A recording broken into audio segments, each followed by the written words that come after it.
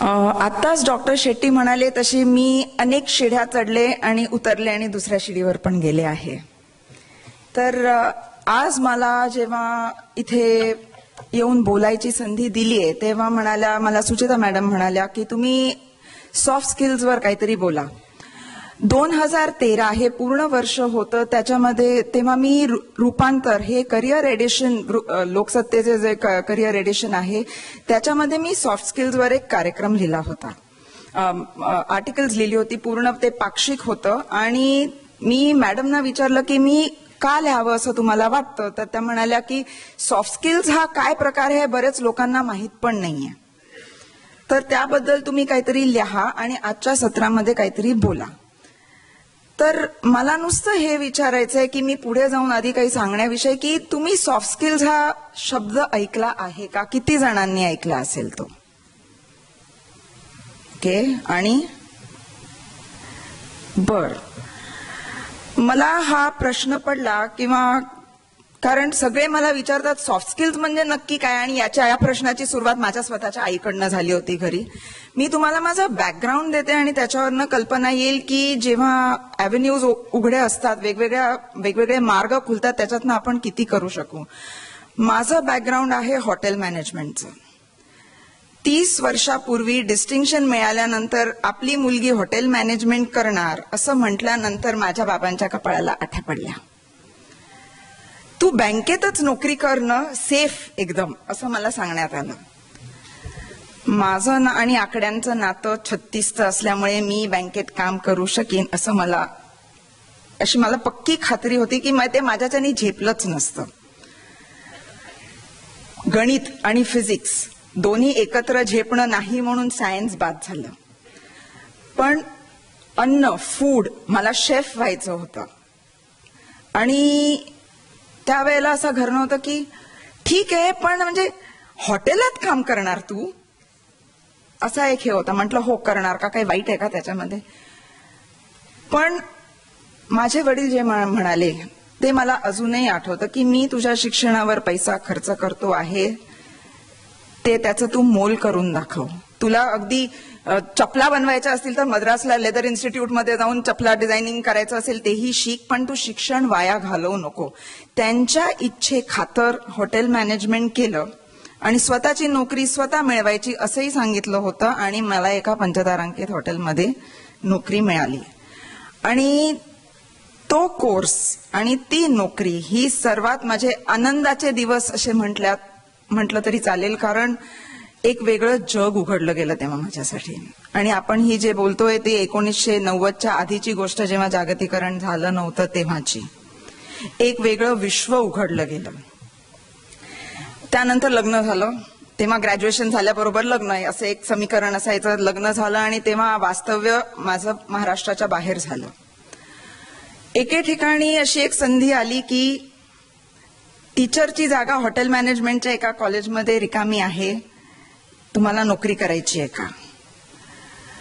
मला जर माझ्या विद्यार्थी दशेत कोणी सांगितलं असेल ना की तू टीचर हो, टीचर अशी एक जी मुलांची हे असते ना, डिस्टिंक्शनवाली मुलं टीचर वगैरे कधी होत नाहीत, अशातला भाग येतो. पण काहीच करायला नव्हतं, घरी रिकामं बसायच्याऐवजी म्हणून मी नोकरी करायला लागले टीचरची. आणि ते म्हणतात ना, that is where I found my true calling. 15 वर्ष महाराष्ट्र आणि नागपूर मुंबईकडच्या वेगवेगळ्या केटरिंग कॉलेजेसमध्ये नोकरी केली आणि मला ते अत्यंत आवडलं. पण 2008च्या सुमाराला मला वाटलं की काहीतरी आपण वेगळं करावं, म्हणून मी ट्रेनिंगच्या क्षेत्रात उतरले. आणि याची सुरुवात मी शिकवत असतानाच झाली होती. एक कंपनी आमच्या इन्स्टिट्यूटमध्ये आली आणि म्हणाली की तुम्ही तुमच्या हॉटेलमधल्या लोकांना कसं बोलायचं, कसं सर्व करायचं वगैरे लोकांना शिकवतात, तुम्ही आमच्या रिसेप्शनला शिकवाल का, रिसेप्शनिस्टला. तर मी म्हटलं तुमची कॉर्पोरेट हे नॉन हॉटेल तर म्हणजे का गरज आहे. आमच्याकडे परदेशातली खूप लोक येतात तर त्यांच्याशी म्हणजे अदबीने कसं बोलावं, सॉफ्टली बोलावं, असं संबंध आम्हाला काहीतरी करून पाहिजे, तर त्याबद्दल प्रशिक्षण द्या. जसं हॉटेलमधल्या रिसेप्शनिस्ट बोलतात तसंच आमच्या रिसेप्शनिस्टने बोललं पाहिजे. टेलिफोन कसा हाताळायचा वगैरे. माझ्या डोक्यात आलं की हे तर बेसिक आहे, हे तर आपण आपल्या मुलांना शिकवतच असतो इन्स्टिट्यूटमध्ये.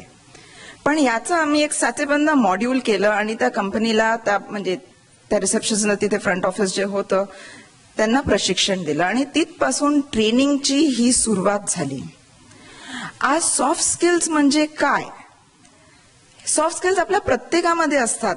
याचं मी अक्षरशः व्यवस्थित लिहून आणलंय, ज्यांना माहिती असेल की सॉफ्ट स्किल्स म्हणजे आपल्या सर्वांमध्ये एक अंगीभूत गुण असतात ज्याच्यामुळे आपल्याबरोबर परिणामकारकरित्या आपण इतरांशी संवाद साधू शकतो. आपण संवाद पुष्कळ साधतो, त्याचा परिणाम होतोच किंवा नाही, किंवा वेगळाच काहीतरी परिणाम होतो हेही अनुभवलेलं असतं प्रत्येकाने.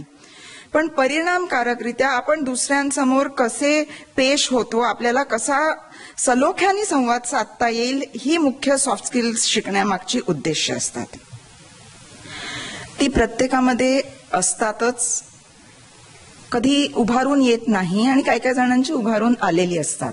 पण आपल्यामध्ये हे आहे याची जाणीवच बरेच जणांना नसते. आम्ही फक्त ती जाणीव करून देतो, हे मुख्य आहे. सॉफ्ट स्किल्स म्हणजे काय? तर याच्यामध्ये हे जे गुण असतात त्यामध्ये आपले काहीतरी पर्सनॅलिटी ट्रेट्स असतात आणि त्याच्यातलं मुख्य जे आपण सॉफ्ट स्किल्सचं ट्रेनिंग जे विचारतो सर्वात मोठं असतं ते म्हणजे communication skills. Effective communication skills. आपण खूप बोलतो पण त्याच्यातलं आपल्याला जे म्हणायचं आहे ते इतरांपर्यंत किती व्यवस्थितपणे पोहोचवता येतं, हे जे कौशल्य लागतं त्याला इफेक्टिव्ह कम्युनिकेशन म्हणतात. हे कुठेही लेक्चर न देता, थिअरी क्लासेस न देता, ऍक्च्युअल ऍक्टिव्हिटीज मधनं लोकांना साध्य करून देणं की आपण जे बोललो आहे ते समोरच्याला कितपत समजलं आहे, हा त्याचा बेस आहे मुख्य करून. याच्या व्यतिरिक्त आहे टाइम मॅनेजमेंट, अडॅप्टेबिलिटी. असे जे वेगवेगळे गुण असतात हे सॉफ्ट स्किल्स मध्ये आम्ही कॉर्पोरेट्सना ट्रेनिंग देतो. कॉर्पोरेटना ट्रेनिंग देताना मी आता हल्ली, माझं हॉटेल मॅनेजमेंटचं बॅकग्राऊंड असलं तरी माझे एक जे पार्टनर आहेत ते इंजिनियर आहेत आणि ही संधी मला कशी चालून आली हेही एक सांगते. की आमची भेट झाली आणि ते म्हणाले, हो तुम्ही सॉफ्ट स्किल्स करता? म्हटलं हो. मग आमच्या इंजिनियर्सना पण सॉफ्ट स्किल्स द्या. तर तेव्हा म्हणजे ही एक 8-9 वर्षापूर्वीची गोष्ट होती की माझ्या मते इंजिनिअरिंग ट्रेनिंग म्हणजे टेक्नॉलॉजी ट्रेनिंग किंवा प्रोडक्ट ट्रेनिंग किंवा असं काहीतरी होतं. तर म्हटलं तुमच्या इंजिनियर्सना कशाला सॉफ्ट स्किल्स ट्रेनिंग लागेल? तर ते म्हणाले की मी बरेचदा असं मला आढळून आलं आहे की टेक्निकल नॉलेज व्यवस्थित आहे माणसाचं, त्याच्यात कुठेही काही कमी नाहीये, पण क्लायंटला पटवूनच देता येत नाही किंवा प्रेझेंटेशन स्किल्सच नाहीये, त्यामुळे प्रोजेक्ट हातातून निघून जातं. अशा वेळेला मलाच खूप हळहळ वाटते. तर आपण हे जे स्किल्स इंजिनियर्सना दिलं तर त्यांना याची खूप मदत होईल. आज 8 वर्ष झाली आम्ही बऱ्याच इंजिनिअरिंग कंपनीजना असे प्रेझेंटेशन स्किल्स आणि सॉफ्ट स्किल्स देतो आहेत. तर सॉफ्ट स्किल्स आणि करिअर्स याचं काय म्हणजे नातं काय आहे हे मी सांगेन. की आज आम्ही जे कॉर्पोरेटमध्ये ट्रेनिंग देतो ते साधारण लोक असतात 35-40च्या पुढे. त्यामुळे विद्यार्थ्यांना मी हे सांगू इच्छिते की मी जरा तुमच्या पुढचं चित्र बघते आहे आणि त्याची तयारी तुम्ही आत्तापासून केली तर तुम्हाला ते सोपं जाऊ शकेल. 35व्या वर्षी ते तेवढं कठीण जाणार नाही. जेव्हा आपण कोणतं काम करतो आपल्याला टेक्निकल नॉलेज जरी असलं तरी आपण ते कसं करतो आणि इतरांना धरून करतो का ह्याच्यावर हल्ली जास्त महत्व दिलं जातं. 20 वर्षापूर्वी कोणालाही सॉफ्ट स्किल्सही माहीत नव्हतं आणि कोणालाही ट्रेनिंग म्हणजे असंही काही विशेष माहीत नव्हतं. पण आज जे झालेलं आहे जागतिकीकरणामुळे इतका काम करण्यामध्ये आमूलाग्र बदल झालेला आहे की माझ्या पिढीचे इथे जे जे बसले असतील त्यांना हा फरक लगेच जाणवून येतो. पूर्वी इतकी वर्ष झाली की पुढची पोस्ट, त्याच्या पुढची अजून इतकी वर्ष झाली की एक प्रमोशन, असं आता राहिलेलं नाहीये. आता तुम्ही काय मेरिट दाखवता तुमचं हे जास्त महत्वाचं राहतं. मग तुम्ही भले तुमचं वय कितीही असो, तुम्ही शो अस द रिझल्ट्स हे कंपनीचं म्हणणं असतं. मग त्याच्यामध्ये तुमची सिनियरिटी लक्षातही घेतली जात नाही if you actually show the results. आणि म्हणून ह्या ज्या सॉफ्ट स्किल्सच्या सुरुवातीलाच जर तुम्ही त्याच्यावर भर दिला, तुम्हाला रिझल्ट्स त्या वेळेला आणणं अजिबात कठीण होणार नाही. पूर्वी प्रत्येक जण आपलं काम करायचं आणि स्वतःचं प्रमोशन बघत होता. आता टीम वर्कवर पण भयंकर भर दिला जातो प्रत्येक कंपनीमध्ये. मग ते टीम लीडर असतात, टीम मॅनेजर असतात, असे काही काही वेगवेगळ्या रचना असतात त्यांच्या. आणि पुढे तुम्ही तुमची टीम डेव्हलप कशी करता याच्यावर पण भरपूर भर दिला जातो. तेव्हा टीम बिल्डिंग आणि टीम मॅनेजमेंटला अत्यंत महत्व असतं. आणि इथे मी सांगते की खेळाचं किती महत्व असतं. जी मुलं टीम गेम्स खेळतात as opposed to an individuals game, जी मुलं टीम गेम्स खेळतात त्यांना इतरांना धरून चालायची जी सवय होते, एकत्र खेळायची जी सवय होते, तीच तुमच्या इतर मॅनेजमेंट स्किल्समध्येच डेव्हलप होऊन जाते. आज इंजिनियर्स एका विशिष्ट पोस्ट नंतर इंजिनिअरिंगचं काहीच करत नाहीत, ते मॅनेजमेंटमध्ये जातात आणि त्यांना शेवटी माणसांना सांभाळावं लागतं. आपल्या खालची जी माणसं काम करतात त्यांना सांभाळावं लागतं. तेव्हा man management skill is one of the most crucial skills today असं मी सांगेन. या व्यतिरिक्त कम्युनिकेशन तर मी सांगितलेलंच आहे. दुसरं म्हणजे कम्युनिकेशनमध्ये नुसतं बोलणं नाही, याच्यामध्ये बिझनेस कम्युनिकेशनचा पण खूप मोठा भाग आहे. आणि त्याच्यामध्ये येते ईमेल एटिकेट. बिझनेस कम्युनिकेशनसाठी इंग्लिश शिकणं अतिशय महत्वाचं असतं. आम्ही मध्यंतरी एका एअरलाईन्ससाठी कॅबिन क्रू निवडत होतो आणि त्यांचा एक क्रायटेरिया होता की fluency in English is a must. एक साधारण 200-300 कॅन्डिडेट्स पैकी मला 5 किंवा 6 कॅन्डिडेट्स फक्त मिळाले ज्यांना इंग्लिशमध्ये असं प्रभुत्व होतं की म्हणजे ते व्यवस्थित बोलू शकत होते. मला असंही विचारलंय की त्यात काय, चायनामध्ये पण तर ते बिना इंग्लिश शिकता पण होतं, पण आपल्याकडे ती जी सोय आहे. आणि असंही आढळून आले की इंग्रजी माध्यमातली मुलंच इंग्लिश बोलत नाहीत व्यवस्थित. ते प्रभुत्व आणणं हे महत्वाचे. भिडे मॅडम म्हणाल्या होत्या की भाषा शिकणं. तुम्ही जर 3-4 भाषा शिकलात, आणि आज मुंबईमध्ये जी मुलं राहतात इंग्लिश, हिंदी, मराठी आणि थोडंफार गुजराती समजतं, तरी या भाषा तिन्ही व्यवस्थित येऊ शकतात. हा ऍडव्हान्टेज मुंबईमध्ये राहण्याचा आहे. याच्या व्यतिरिक्त कोणती तरी एक फॉरेन भाषा शिकलात तर तीही जास्त तुमच्या कामी येऊ शकते, कारण आज कितीतरी मल्टीनॅशनल कंपनीज इथे आलेल्या आहेत. आपण जेव्हा एक भाषा शिकतो तेव्हा आपल्यामध्ये एक, कसं म्हणू त्याला, एक पॉवर येते की अरे आपल्याला हे येतं. आणि त्यांनी आपला कॉन्फिडन्स कितीतरी वर जाणं इतका दुणावतो की आपल्याला काहीतरी येतं. मग पुढे कुठे तुम्ही मल्टीनॅशनल कंपनीत लागलात आणि पोस्टिंग कुठे झालं तर तुम्हाला भाषेची काही प्रॉब्लेम नाहीये. मग नंतर कंपनीला सांगायलाच नको की मला अमकी भाषा शिकवायला मॅक्सम्युलरमध्ये पाठवा किंवा अलियन्समध्ये पाठवा, मला येते. त्यामुळे तुम्हाला तेवढा पण वेळ घालवायला लागत नाही, 4-5 महिने. त्यामुळे बिझनेस कम्युनिकेशनमध्ये इंग्लिशवर प्रभुत्व मिळणं. मेल्स कशा लिहाव्यात, आम्ही ईमेल एटिकेटचे क्लासेस घेतो. तर या ट्रेनिंग मधनं मी शिकवण्यापेक्षा मी शिकते पण भरपूर. सर्रास टेक्स्ट लँग्वेज वापरली जाते.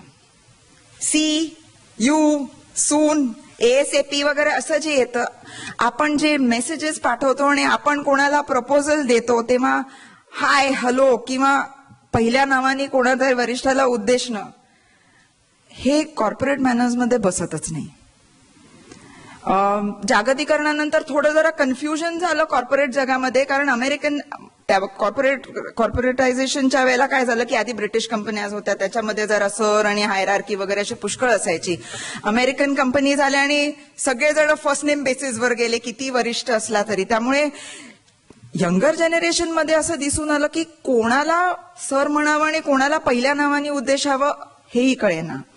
याचंही ट्रेनिंग दिलं जातं की कोणत्या लेवलला कसं कोणाला उद्देशावं, ग्रीटिंग्स कशी करावी, तुमची मॅनर्स कसे असावेत.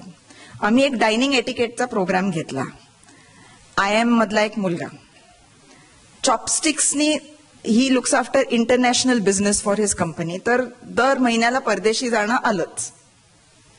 त्याच्या बॉसला आमची मेल गेली होती की असा असा प्रोग्राम आहे. तर बॉसनी त्या दोघांना सांगितलं तुम्ही जा आणि हा प्रोग्राम अटेंड करा. तर दोघं असे एकदम कन्फ्युज येऊन बसले होते की खाता तर आम्हालाही येतं काट्या चमच्यानी, त्यात काय मोठे. पण जेव्हा तुम्हाला फॉर्मल बँक्वेट्सला बोलवलं जातं, ते काट्या चमच्यांचा पसारा बघून तुम्ही न भांबावता खाऊ शकता का, चॉपस्टिक्सनी खाऊ शकता का, असं काहीतरी ते असतं. ते बऱ्याच जणांना थिल्लर वाटतं, ज्यांना आवडतं त्यांना ते खूपच आवडतं. तो हा मुलगा येऊन मला सांगतो, हे जर आधी शिकवलं असतं तर माझा गोंधळ तरी कमी झाला असतं. दरवेळेला कोणी जेवायला बाहेर बोलवलं की माझं त्या चॉपस्टिक्स बरोबर इतकी मारामारी सुरू होते की समोरच्या पार्टीशी काय बोलायचं याच्याकडे माझं लक्षच नसतं. आता मी जेव्हा पूर्वेकडच्या देशांकडे जाईन तेव्हा माझा कॉन्फिडन्स यामुळे वाढेल की मला त्यांच्याबरोबर बसून व्यवस्थित जेवता येईल. त्यामुळे अशा ज्या गोष्टी असतात छोट्या छोट्या, ज्या त्यावेळेला आपल्याला अगदी क्षुल्लक वाटतात, पण कामाच्या ठिकाणी जेव्हा आपण येतो तेव्हा याचा खूप खूप खूप फायदा होतो. आज कंपनीज जेव्हा कॅम्पस रिक्रुटमेंटसाठी येतात, 12वीची जी मुलं असतील त्यांना 3-4 वर्षानंतर कॅम्पस रिक्रुटमेंटचा अनुभव येईलच. तुम्हाला मार्क किती मिळालेत याच्या व्यतिरिक्त तुम्ही इंटरव्ह्यू मध्ये कसे व्यवस्थित उत्तरं देता तुम्ही प्रश्नांना, याच्यावर भर जास्त असतो. तुमची देहबोली त्यावेळेला कशी असते, सारखा घाम टिपत राहता किंवा पायाची चळवळ, हातांची चळवळ अशी चालू असते का, घशाला कोरड पडलेली असते की इंटरव्ह्यूची भीती असते का, कॉन्फिडन्स तुमचा दिसून आला पाहिजे त्याच्यामध्ये. याकरता बरेचसे कॉलेजेस आज मुलांकडनं ग्रुप डिस्कशन्स करून घेतात, पब्लिक स्पीकिंग करून घेतात आणि त्याच्यामध्ये मुलं किती व्यवस्थितपणे भाग घेतात हे महत्वाचं आहे. एक MBA होती ऑफिसमध्ये आमच्या, तर नवीन जॉईन झाली होती. तर आपण कुठे जाणार आज, म्हटलं आज बिझनेस कम्युनिकेशनचं एका कंपनीमध्ये मॉड्यूल आहे. Oh we have done it in our college. I said good, मग मला मदत कर. तर ती म्हणाली हो. मग प्रोग्रामच्या शेवटी येऊन सांगते, आम्ही जे कॉलेजमध्ये करतो आणि आपण जे आता केलं याच्यामध्ये खूपच फरक आहे. म्हटलं हे फरक आहे कारण सगळी मुलं फर्स्ट इयर इंजिनिअरिंगला पण कम्युनिकेशन स्किल्स हा विषय असून तो पेपर द्यायच्या दृष्टीने करतात, त्याच्यातून काही शिकायच्या दृष्टीने करत नाहीत. त्याचं प्रॅक्टिकल ऍप्लिकेशन झालं तरच ते कम्युनिकेशन स्किल्सचं मॉड्यूल यशस्वी झालं कॉलेजमध्ये. ते नुसते त्याच्यात मार्क मिळून पास झाले तो उद्देश नाहीये त्याचा. त्यामुळे आज सॉफ्ट स्किल्स कडे लक्ष द्यावं. जसं बरेच पालक रेग्युलर अकॅडमिक्सच्या वेळेला ट्युशन लावतात, त्यामुळे आता पुढे जाऊन आपल्या मुलांनी त्याचं सॉफ्ट स्किल्स डेव्हलप केलं पाहिजे, याच्याकडे थोडं लक्ष गेलं पाहिजे. बरेचसे सॉफ्ट स्किल्सचे हे पर्सनॅलिटी डेव्हलपमेंट खाली जातात. एका वर्कशॉपमध्ये पर्सनॅलिटी डेव्हलप होऊ शकत नाही. पर्सनॅलिटी घडायला कित्येक वर्ष जातात. तर 8 तासाच्या प्रोग्राममध्ये काय पर्सनॅलिटी डेव्हलपमेंट होत नाही. ही जी सॉफ्ट स्किल्स कमवायची असतात ती टप्प्याटप्प्याने एका सेशनमध्ये जे शिकलो ते आत्मसात करून त्याचा उपयोग, त्याचा ऍप्लिकेशन करून मग पुढची पायरी गाठायला पाहिजे. तर हा 3-4 वर्षाचा सहज प्रयोग असतो. हा प्रवासच, आणि हा प्रवास आयुष्यभराचा असतो. आजही माझ्या लेवलला मला जर शिकवायचं असेल, if I have to teach, I have to learn first. And I am learning all the time when I am teaching or training for that matter. तर ती जी एक सॉफ्ट स्किलची सर्वात मोठी गोष्ट असते की अडॅप्टेबिलिटी. हे नाही तर ते. आता जसं जग बदलतंय, 20 वर्षापूर्वी तर कितीतरी प्रोफेशन्स नव्हतीच आणि कितीतरी जी प्रोफेशन्स होती ती गायब झालेली आहेत. अजून काय नवीन येईल याच्यासाठी आपली तयारी आहे का? मला आठवतं साधारण 95-96च्या वेळी जेव्हा बँकांमध्ये कम्प्युटरायझेशन झालं तेव्हा बऱ्याचशा बँकिंग स्टाफला कंपल्सरी कम्प्युटरायझेशनचं ट्रेनिंग घ्यायला लागलं. काही जणांनी इतका धसका केला की 10 माणसांचं काम एक कम्प्युटर करणार नाही, मग त्यापेक्षा VRS घेतलेली बरी. ते शिकायला तयारच नव्हते. आणि अशी ही केस आहे की 72 वर्षाची एक आजी NIIT मध्ये जाते आणि तिकडच्या मुली अशा 20-22च्या मुली विचारतात, आजी तुम्ही कशाला कम्प्युटर शिकता? तर त्या म्हणतात, माझी नातवंड मोठी होतील तेव्हा कम्प्युटर्सच बद्दल जास्त बोलतील, तेव्हा ते काय बोलतात हे मला कळलं पाहिजे, म्हणून आता मला कायम शिकत राहिलं पाहिजे. हे जर 72 वर्षाची बाई बोलू शकते तर तुमचा प्रवास तर याच्या कितीतरी पुढचा आहे. त्यामुळे सतत शिकत राहणं म्हणजे आपण ग्रॅज्युएट झालो आणि नोकरी मिळाली is not the end, it is the beginning. ती तुमच्या खरी शिक्षणाची सुरुवात, कारण तुम्ही जे तेव्हा शिकाल ते तुम्हाला आयुष्यभर पुरणार आहे. बरं, मग शिकायचं कुठे हा एक मोठा प्रश्न असतो. तर आपल्याला नोकरीवर मेंटर्स मिळतात.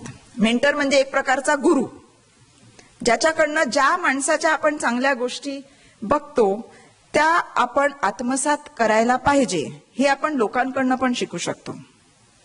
अनेक पुस्तकं अवेलेबल असतात, वर्कशॉप्स असतात, रेफरन्स मधनं वर्कशॉप्स मिळतात आणि ती तुम्ही अटेंड कराल किंवा लोकांचे व्याख्यानं जाऊन ऐका.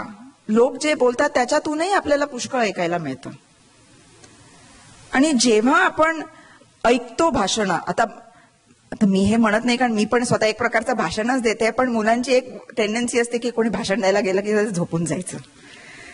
तसं व्हायला नको. पण जे वक्ते चांगले असतात त्यांच्याकडनं आपल्याला खूप काही काही आपण शिकू शकतो, आपल्याला ज्ञानात भर पडते.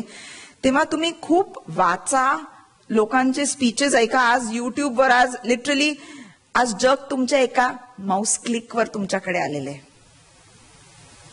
त्यामुळे फेसबुकच्या पलीकडे जाऊन पण शिकण्यासारखं पुष्कळ आहे. म्हणजे मला खूप हळहळ वाटते की आम्ही तरुण असताना हे संबंध का नव्हतं आमच्याकडे. शिकायला तर भरपूर मिळालं असतं, पण आज जी संधी आहेत, राहा कम्प्युटरवर, पण काय बघायचं तेवढं आता तुम्हाला स्ट्रीमलाईन करायला पाहिजे, कारण ते पुढे जाऊन तुमच्या उपयोगी पडणार आहे. त्यामुळे मी पालकांना पण हे सांगू इच्छिते की मुलांच्या फक्त अभ्यासाकडे बघू नका. मुलांची तयारी पूर्णपणे ज्याला आपण ऑलराऊंड डेव्हलपमेंट म्हणतो याच्याकडे असली पाहिजे, कारण these are not just soft skills, these are life skills. They stay with you forever. याच्या पलीकडे तुम्हाला जर नंतर काही विचारायचं असेल तर do get in touch with me. Thank you.